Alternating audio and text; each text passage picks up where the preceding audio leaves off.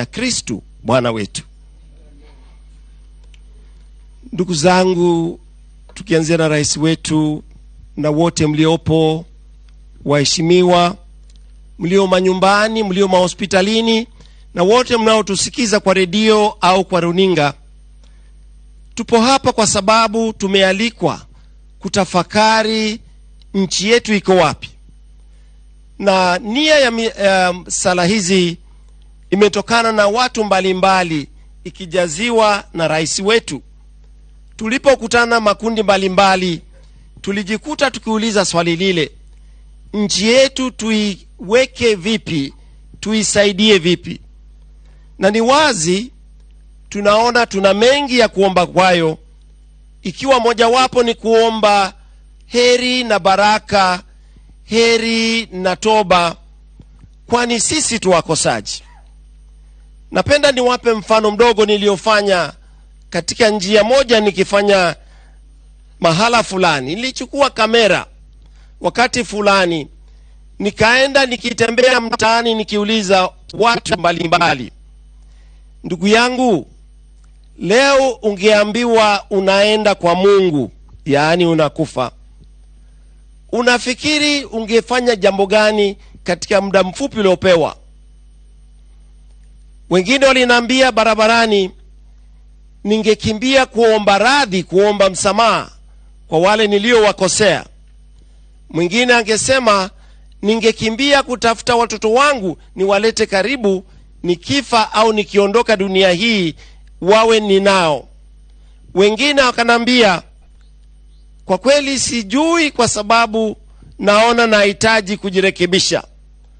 Kwamba kujirekebisha ni daima kwetu sote, kwamba sote kama dunia, kama jamii, kama binadamu, tuna jambo moja au lingine ambao huona tunahitaji kulihusisha Mungu. Na leo katika siku hii, ndugu zangu mlio mbali na mlio karibu, tunaalikwa na ujumbe wa Mungu, sio rais tu peke yake. Ujumbe wa Mungu tunaosoma leo, kwamba udhaifu wetu utufanya tukakosea, unyonge wetu utufanya tukakosea Mungu, tukasea wengine. Na kulingana na masomo tuliyosoma saa hizi, nchi yetu imekumbwa na majanga mbalimbali. Philippians, Paulo anaandika kwa sababu wengi walikuwa wameanza kukata tamaa. Wanasema sasa iweje, basi potelea mbali, kula mali, ponda mali, kifo chaja. Na Mungu anawaambia kupitia ujumbe huu wa Philippians, sio wakati wa kukata tamaa. Tukiangalia yanayokumba nchi yetu, na tulianza kuyajadili tangu tupige kura mwaka uliopita, miaka miwili mitatu iliyopita, kwamba tunahitaji kutembea pamoja kama jamii, kama ndugu. Na ndio somo tumesomewa na dada yetu hapa, kwa upendo, kwa ushirikiano, na zaidi kwa kuhimizana. Wenzetu wakianguka tunawainua. Kwa wakati tulio sasa, tuna janga ambalo limekumba dunia nzima, janga kuu, janga la coronavirus. Sote tunafuatilizia, mimi mwenyewe na wengi wetu najua mnafanya hivyo. Hamkosi kuangalia walao siku moja au mara mbili kila siku, mambo yamefika wapi. Kwamba nchi nyingi sasa zimefunga mipaka, mahali pengi sasa huwezi kuingia au katoka.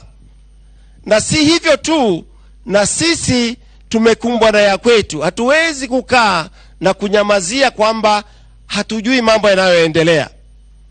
Tumepewa mikakati mbalimbali na wanaolinda afya ya jamii, public health, jinsi ya kujikinga na kujikinga tunaowapenda. Tunaalikwa kuyasikiza kwa makini na kuyatekeleza. Kadiri tulivyoketi hapa na tulivyoonyeshwa tumeketi pale, ni wazi kabisa kwamba ugonjwa huu, keep your distance. Ugonjwa huu usisalimie. Ugonjwa huu tusiwe wengi katika jamaa pahala pamoja. Japo kuna changamoto zake. Tujifunze njia mpya ya kuwa wa Kenya, kwamba tunalindana maisha, tunakingana maisha, tunasaidia nchi yetu iweze kuwa hai, jamaa zetu wawe hai.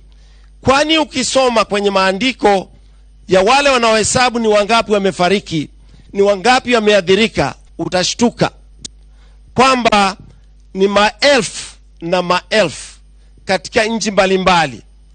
Kenya yetu tumetangaziwa tu mwezi huu tulio, na sasa tunaambiwa wanaendelea wachache walioko, lakini tusipojihadhari sisi tutakumbwa na haya.